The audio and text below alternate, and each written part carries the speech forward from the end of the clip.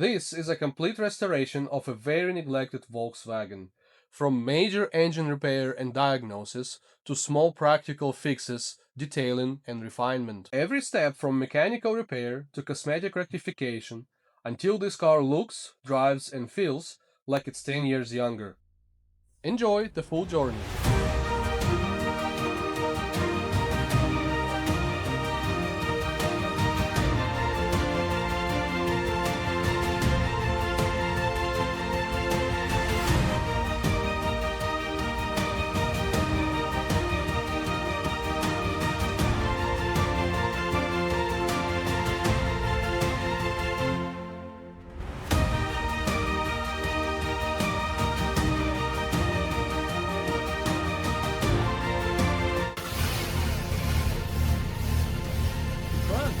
But it doesn't run well. All of the lights are on and it doesn't run well.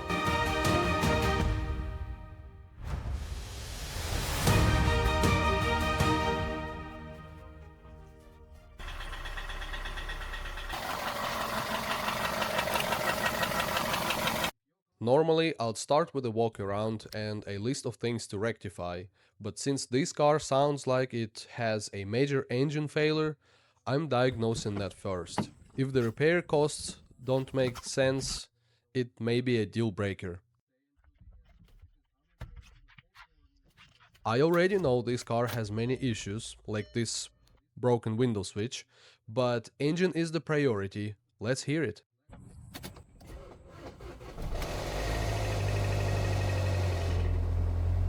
That was loud. This loud rattling on startup could be a failing timing chain tensioner or maybe oil filter drain back valve, but I'm more concerned about engine knocking at this point. Notice how the noise changes, comes and goes. I would expect if it was a rod bearing, which I suspect, it would be more consistent.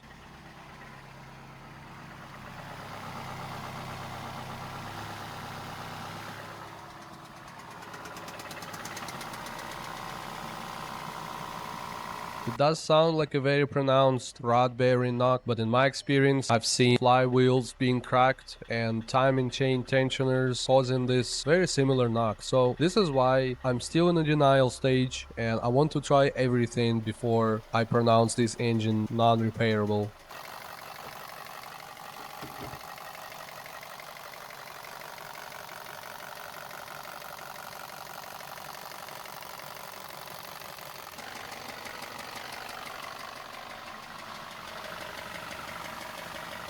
I always like to start with fault codes because it may tell me something I don't know, it will give me a better picture of what's going on. There are 29 engine faults, that's a lot. Let's see if they tell us something useful.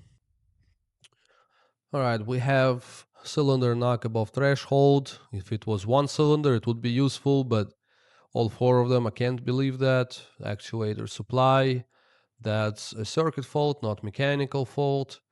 Now, engine oil pressure, that's the problem. That's not good. It could be a bad sensor or it could be a rod bearing. Cylinder misfire.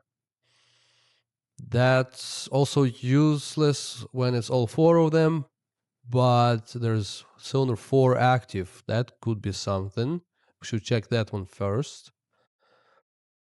The intake manifold. Okay, now camshaft position and slow response. That could be our problem. It could cause the noise, or it's causing noise because it's not getting enough pressure because of the bad rod bearing. By the way, this is oil pressure sensor, and the connector is full of oil, which could be the reason for oil pressure faults. Let's clear all of the codes, run the engine again, and see which one come back first, because a lot of those faults are old and not relative anymore. Let's try to start it. And see which codes come back.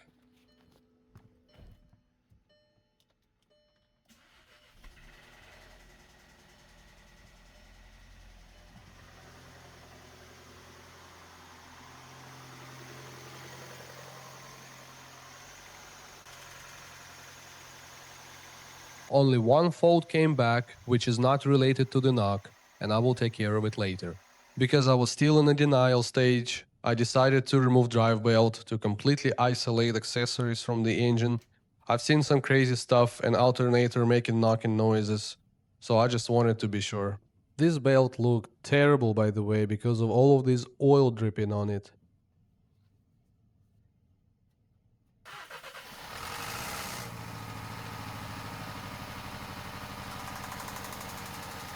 Of course, it didn't help, and the noise is still there. So I tried to unplug VVT actuator because apparently, if it fails, it can make cam gear to rattle. I don't recommend the next test because it can damage your ECU, but I'm going to do it anyway. If you unplug each coil while engine is running and the knock goes away, this is how you know which exact rod bearing is bad and whether the noise is coming from top or bottom.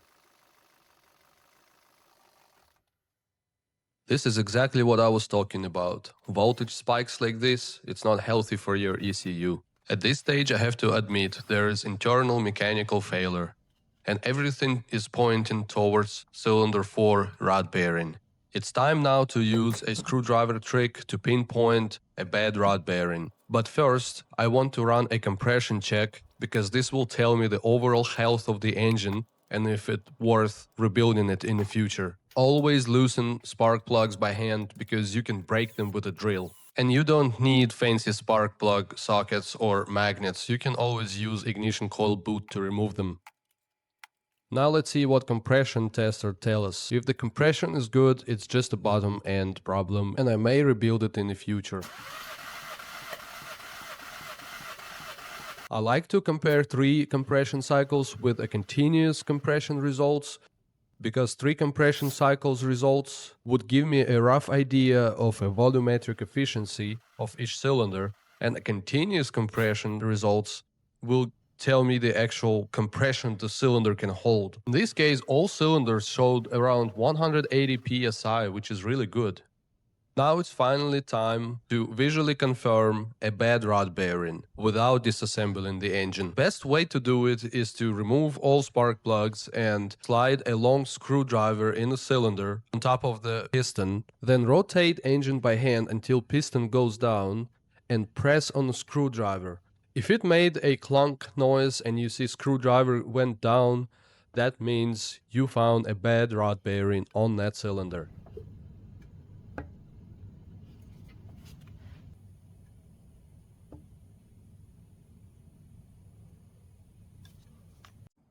At this point, I couldn't deny anymore that it needs new engine, so I went ahead with removing the old engine. And once it was removed, I decided to remove oil pan just to look inside and see how much metal is in there. And as you see, there is a lot of metal in the oil pan. This is definitely looks like a very bad rod bearing problem. But it was my lucky day, and I was able to find the same car at the junkyard, and I just pulled the engine from it. The engine looked really good and clean with no external leaks. So I had good hopes for it. Even the drive belt was in a great shape, so I'm just gonna reuse it. Now just final touches before the moment of truth. The new engine is in now, and since I picked it up from pull apart, I really don't know for sure if it's good or bad. Let's find out.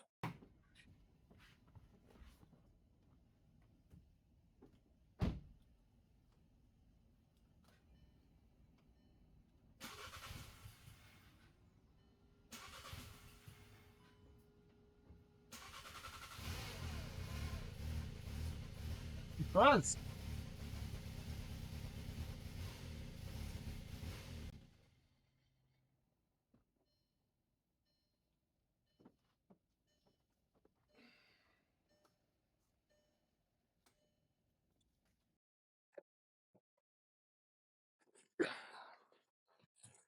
So now we know it runs, but it doesn't run well, and all of the lights are on.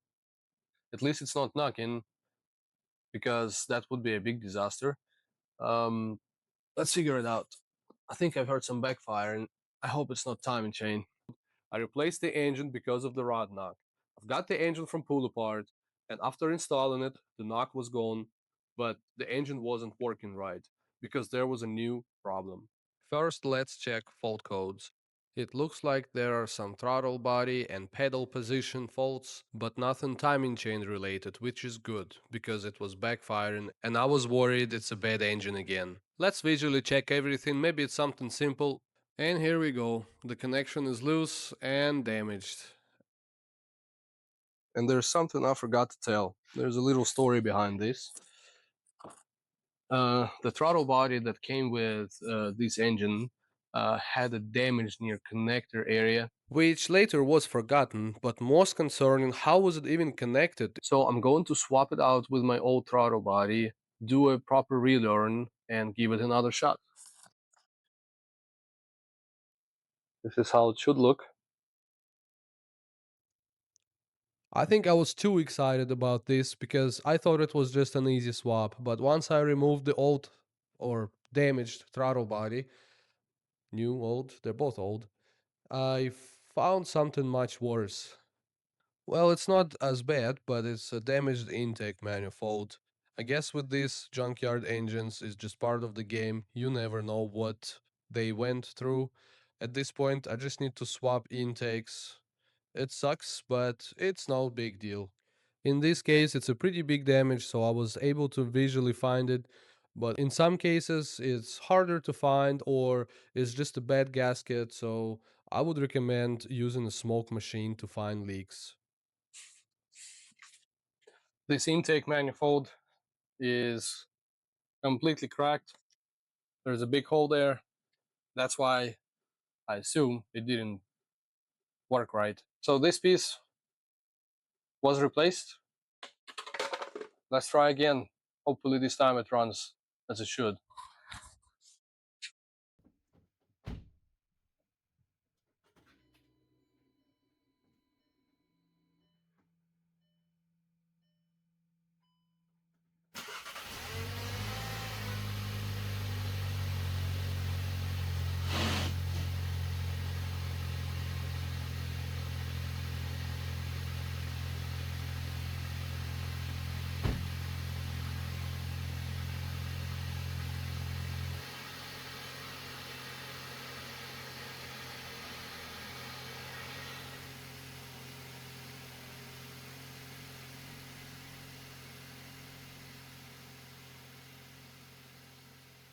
Finally, it works the way it should. No rattles on startup, no knocking, no faults. My advice, if you have these faults, check for leaks and check your connections.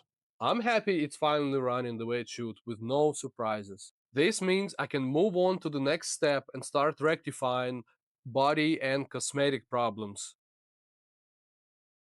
This doesn't look like a dent, it's more like a damage, but I still wanted to give it a try because I always wanted a dent repair toolkit and I thought this was a good excuse to buy one. Plus, I like to experiment. Bodywork is not my strongest side, and halfway through this rocker panel, I realized it wasn't turning out how I wanted. I decided to finish it anyways, not for perfect result, but for the experience. I used a lot of these adapters, all of them to be honest. So let's see if it will actually work. And it looks like the glue doesn't stick as I expected, and I'm not sure if it's my fault or is just not meant for damages like this. I'm gonna try to put more glue. I hope it will help because more is better, right? So let's try again. I noticed also that I need to wait a long time because if I try a couple minutes later, it's still warm and it doesn't stick. You see that? Yeah, that was not supposed to happen. So let's try again and put even more glue. I still have hope for it. Maybe this time it will stick better. While it's cooling down, I want to go ahead and install the other adapters. And in this case, I put it right on top of the other glue, which probably a bad idea, but I think at least one of them should stick, right? If it doesn't, then I do something fundamentally wrong. And let's try one more time. Okay, that just clearly doesn't work. I had to come up with a better solution, and I looked under the rocker panel. I found there are several plugs along the rocker panel. Let's remove them and try to slide something through. I wish I had a body repair tools to slide, but my pry bar was too big, and all I could come up with was a trim stick. It worked well. It even flexing some metal, but it's too soft and not strong enough. This is why I found something in my garage. I don't know what that is. It's some aluminum board, and I thought, hey, nothing is working already. Why not waste another 2 hours on this? What if it works? I felt like there is nothing to lose because I was ready to get a hammer and fix it with a hammer. But it looked like I had better construction skills than automotive skills because, come on, look at this masterpiece. And with the help of some additional wooden boards and jacks, I went full force and I start pulling and pressing at the same time, hoping I will be able to magically form the whole rocker panel all at the same time. But I was too optimistic again. Did I say that already? Well, everything fell apart and the metal stayed where it was. This was the time I decided to use something more simple, a jack, weight of the car, and a little bit of hope. Finally, I was able to form the front part of the rocker panel.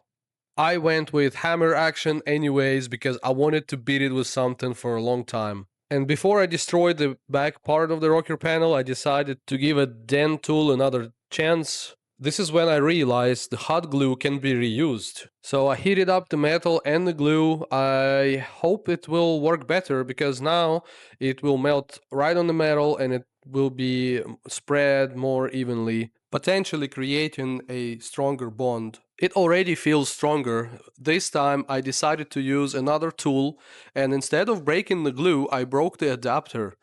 This means the heat gun method actually worked and the bond is much stronger this time.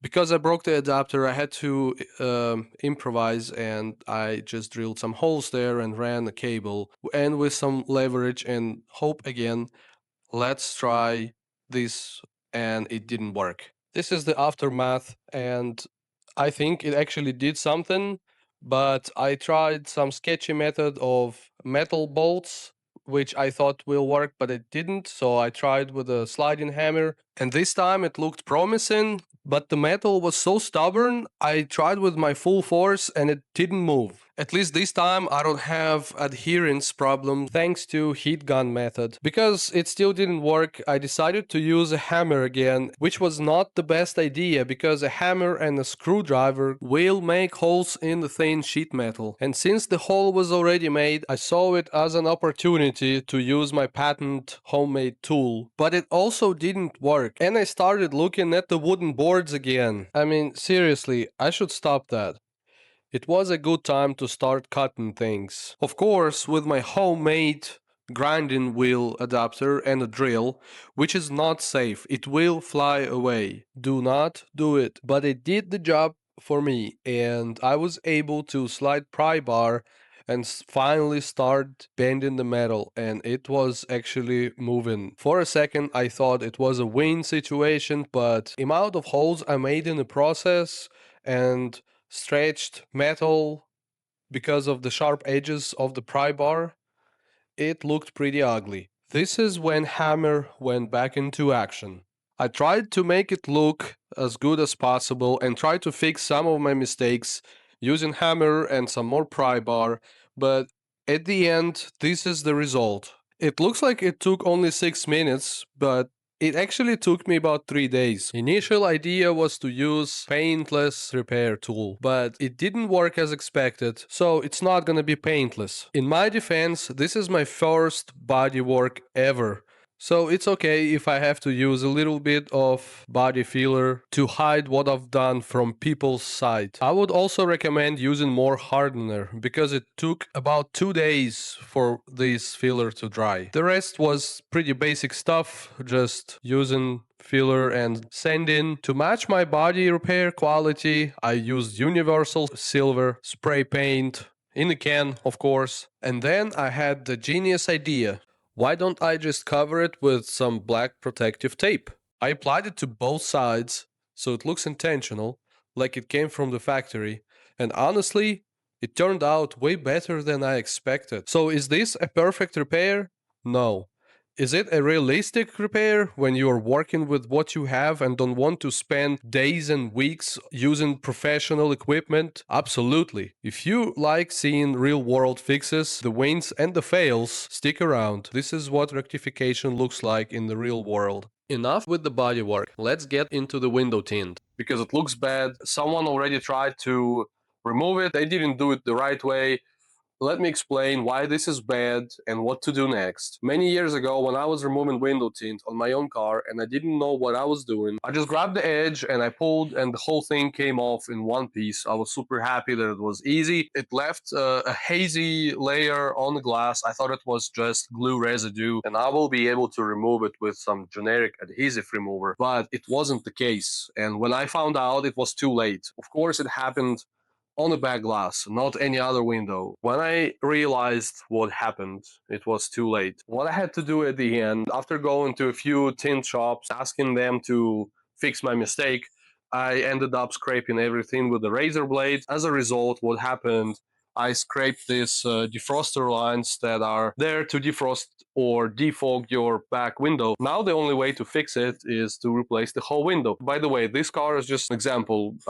I did this mistake on my first car, which is not the M5, it's the other car. This is why I decided to make this video, because after so many years, I have to fix this same issue on the Passat, and I thought, hey, if this happened second time, there is a possibility it happened to someone else somewhere out there. I found a solution, and I want to share it with you so you can avoid making my mistake. Let's talk window tint. Window tint is not made out of one piece. It's made out of at least 3 layers. That would be a top layer, the base layer, and adhesive layer. The top layer is the strongest layer. Once the top layer separates, you're left with the worst, with the base layer. It is not as strong as adhesive, and you will not be able to remove it with traditional methods. It will come off in very small pieces and leave residue behind. You will spend days removing it until you give up and scrape it all with the razor blade. And if this is all happening on the back glass, you're ruining your defroster lines, meaning you're ruining your back window. Now, traditional methods also work if your window tint is still intact. A lot of people use steamer or a heat gun. A steamer may work better. If you have a steamer good, just heat it up or use steam to heat it up and get the edge of it and slowly pull. If it doesn't come off in one piece, then stop, because you can make it even worse. So traditional methods are good for a good intact window tint. Just be patient. That's the key. Be patient and don't rush this process, because you want it all to come off in one piece. But in my case, someone already tried to remove window tint, and to me it looks like somebody just pulled it and removed the top layer, because the whole glass looks messy, and traditional methods will not work here. I already tried many years ago, and I didn't even bother trying this time. And because it's a rear glass, I can't scrape it with a razor blade, nor I want to do it, because it's just time consuming, and even if it was not on the back glass, there is just a better solution to that. Let me show you what I mean when I say traditional methods will not work. There was a little piece of tint left on this glass. I used a heat gun to heat it up, and I tried to remove it. I was patient, I was pulling slowly, but only the top layer comes off. All of that residue behind, it's not glue, it's actual one of the layers of the window tint. And after some research, I found out that the easiest solution to this is a $3 bottle of ammonia, which you can source in any nearby store. The way it works is supposed to soften the adhesive and the actual window tint. It's cheap, it looks promising, and I want to give it a chance. Just make sure you're using gloves and a mask and a well ventilated place, because it is very volatile and you don't want to inhale it. I sprayed a lot of ammonia on the back glass.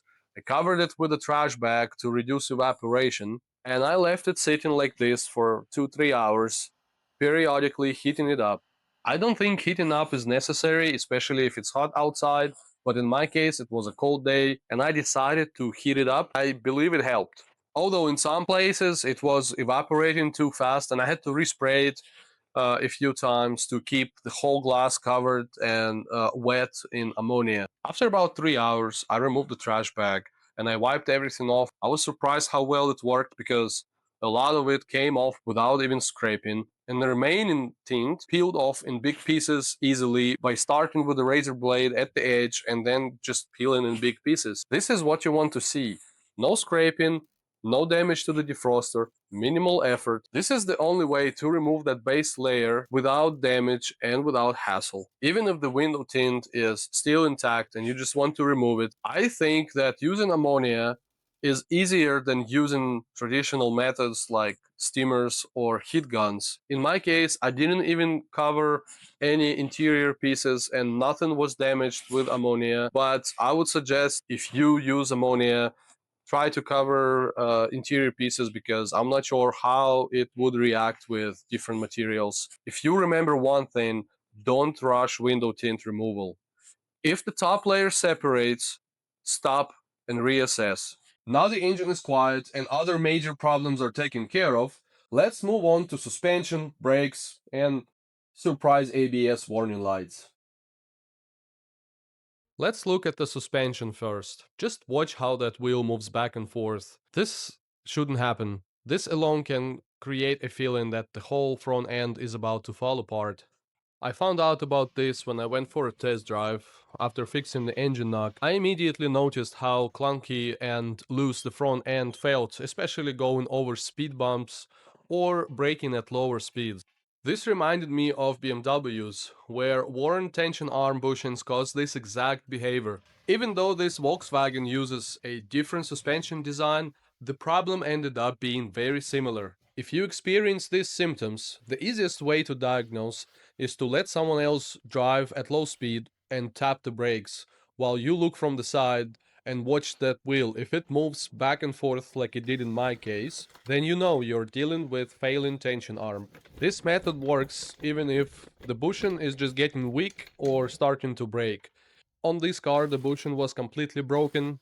Once I lifted the car and checked the suspension by hand, I could actually move the wheel back and forth myself. I went under and looked at the bushing while moving the wheel, just to be 100% sure it's actual bushing and not a loose bolt, because I don't know any history of this car.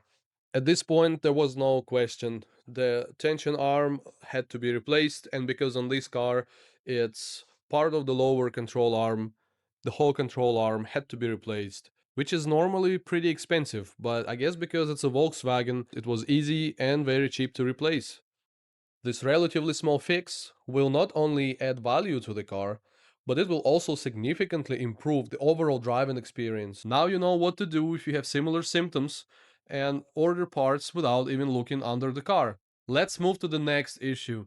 In the middle of all of this rectification, unexpectedly, the ABS and traction control and tire pressure and steering wheel lights came on the dash. At first it looked scary because so many lights, it's like a Christmas tree. In reality, a one small problem can cause all of these lights to come on. Unfortunately, this problem you cannot just visually inspect. Most of the times you need a scan tool, which I used to scan for those fault codes and found out that left front wheel speed sensor had electrical fault. Most of the times it's just a bad wheel speed sensor. In modern cars, there are 4 wheel speed sensors, one on each wheel, to precisely measure the speed of each wheel, to determine the tire pressure in case if you don't have dedicated tire pressure sensors in the wheel, and also your wheel speed and so on. It's used for traction control. This is why when one sensor fails, you have all these multiple lights and it looks like a big issue, but in reality it's not. Before replacing, it's a good practice to view live data to confirm the sensor is actually reading zero. Because if it's reading inconsistent speed on that one wheel, it could be a sign of a bad wheel bearing or wiring problem. If you are unsure, just swap them left to right. If the fault moves to the other side, this pinpoints the sensor is the root cause and not the wiring or the wheel hub. I already had a new sensor laying around. It doesn't have a Volkswagen logo on it, but it's the same part as you would get from Volkswagen dealer because it's made by the same supplier. If you know who the supplier is, you can buy OEM quality parts online for a fraction of the price. Before installing, make sure the wiring is not damaged, the connector looks clean and dry. Look into the hole where the sensor goes to inspect the reluctor ring, because if it's covered in dirt and rust, it can interfere with the signal. The last step is to clear the faults and make sure they don't come back. I also like to look into the live data after repair because it visually confirms the problem is fixed, and it's just satisfying to watch how all four sensors read in correct speed. By the way, if you are dealing with intermittent signal loss, it's a good idea to merge all these signals into one graph. And the last is brake vibration. I don't know why this car has it, because brake rotors and pads look brand new, as if someone just replaced them, but when I drove it the steering wheel was shaking pretty bad when I was applying brakes. I inspected the whole system and everything looks fine, so I'm sure it's just brake rotors. I think this emphasizes why quality parts are important if you want to avoid doing the same job twice. How do I know for sure if the brake rotors are warped and not the rear? So you can order parts without disassembling anything. It's pretty easy. When driving at highway speeds, just press the brakes. And if the steering wheel vibrates, then you have warped front rotors. But if the driver's seat vibrates, then you have rear rotors that are warped. I lost the original video, but I filmed another one using my other car. The vibration is gonna be the same on all cars once the rotors are warped. Now this is the end, and all of these repairs took maybe $150 in parts, but the car now feels completely different. I think it well worth the investment and does make the car feel newer and better.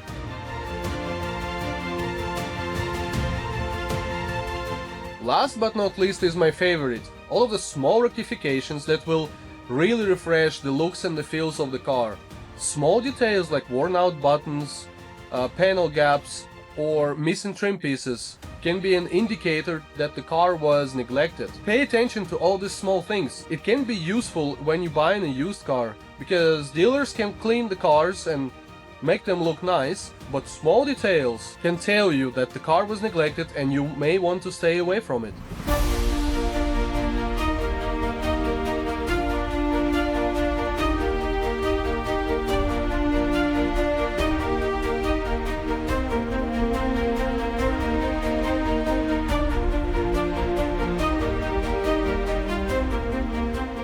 Let's begin with a walk around and note everything that needs to be rectified. Like this fog lamp, which is completely missing, the front bumper, which is fallen out on both sides and damaged on the left side. The roof is faded. The exterior B-peelers are faded or damaged on both sides. And this window trim is also damaged. Front fender liner is missing. AC control panel buttons are sticking, and the shifter will not shift into sport mode. The car is pretty dirty and need a detail inside and outside. The master window switch is broken and will not move windows. Let's switch all of the lights on and see which ones are not working. This one works.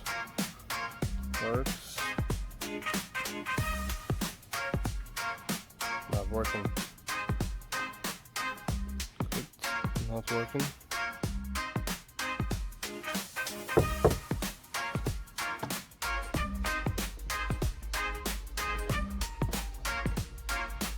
Now, since I have a full list of remaining issues, I went ahead and ordered all of the parts. This front bumper bracket is completely missing. Let's go through the list, rectifying things one by one.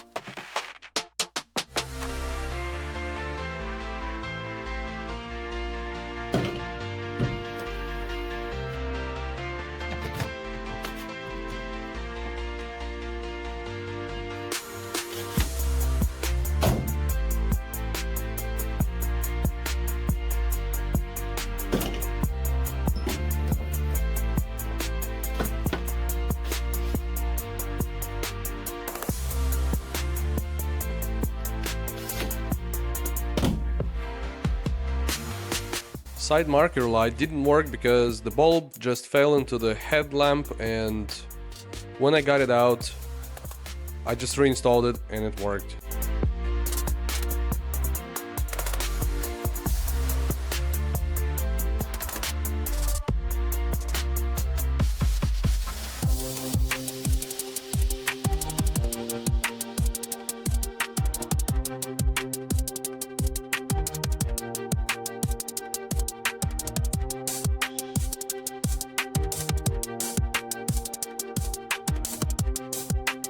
I found this headlight bulb on my toolbox. It works for now, but later it will stop working and I will have to replace it again.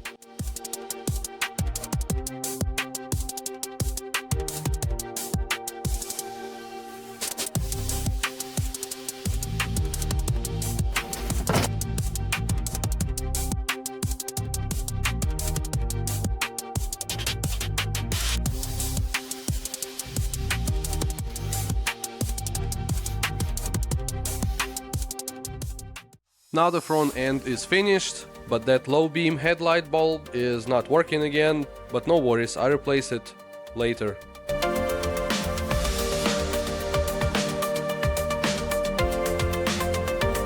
Let's move to the back.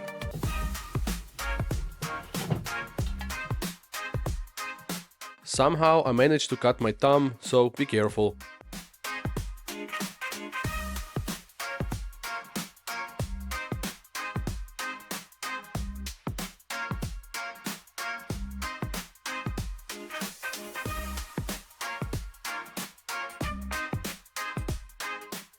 This contact looks burnt, but I cleaned it and it worked just fine.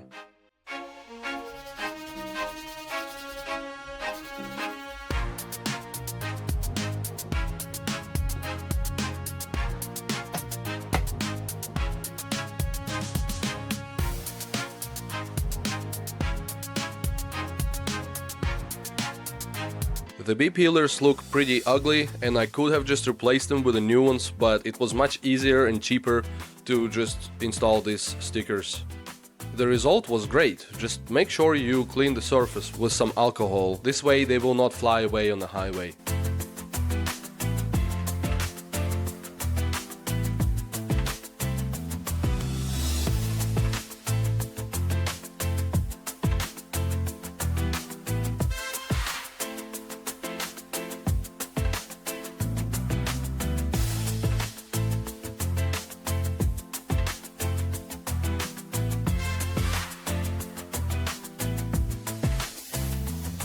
Next is the ground wire for ignition coil number 2. The ring terminal is missing and I temporarily made it work. Now it's time for a permanent fix. All other grounds are incorrectly installed under the stud, so I will be fixing that too. The wire is short and easy to replace, so I decided to replace it instead of repairing. I couldn't find my terminal removal tool, so I had to improvise with some small nails. It worked the same way.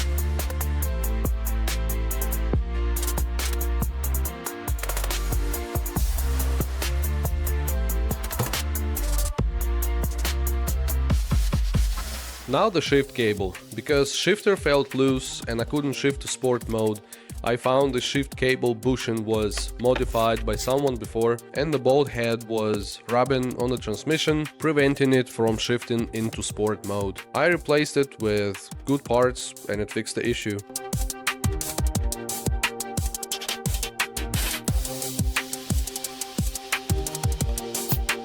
AC control panel buttons were stuck and it's pretty annoying when you can't turn on your AC and it's 100 degrees outside. I tried soaking it with some glass cleaner, but it didn't help and I had to remove all of the buttons and clean them individually.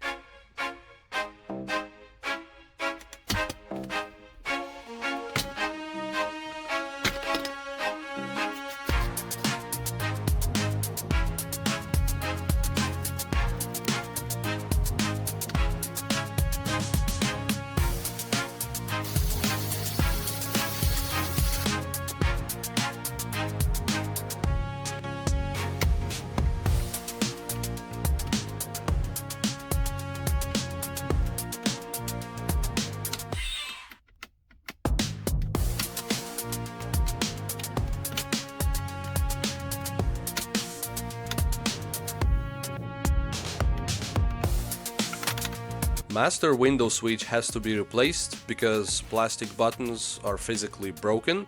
There is not much to talk about here, just needs to be replaced.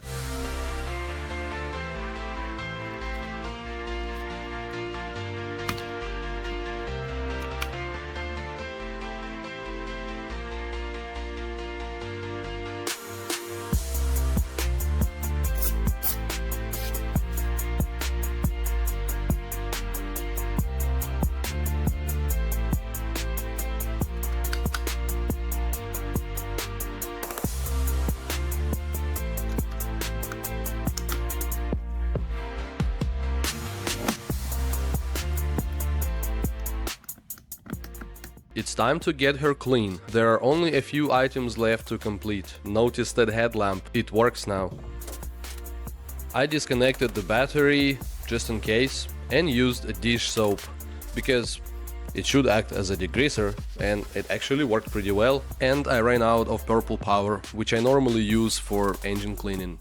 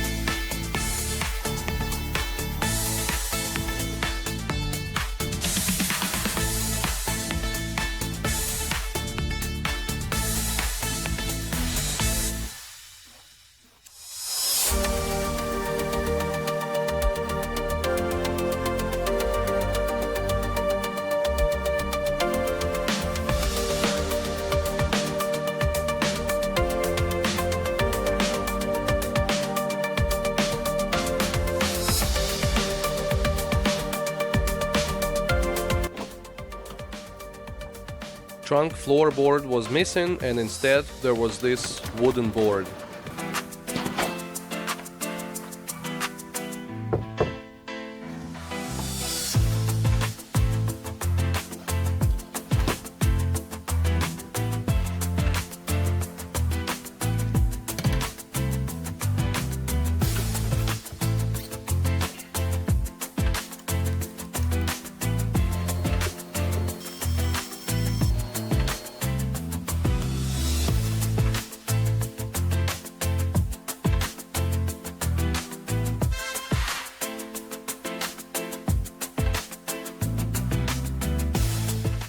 Now quick interior detail. Unfortunately, I don't have any fancy steamers or other tools for interior cleaning, so I have to use good old methods.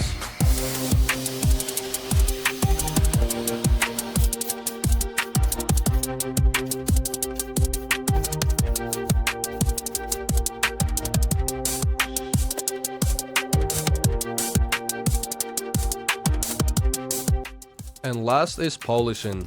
On this bumper I had to do little wet sand first, but then I polished it and it looked not perfect, but much better.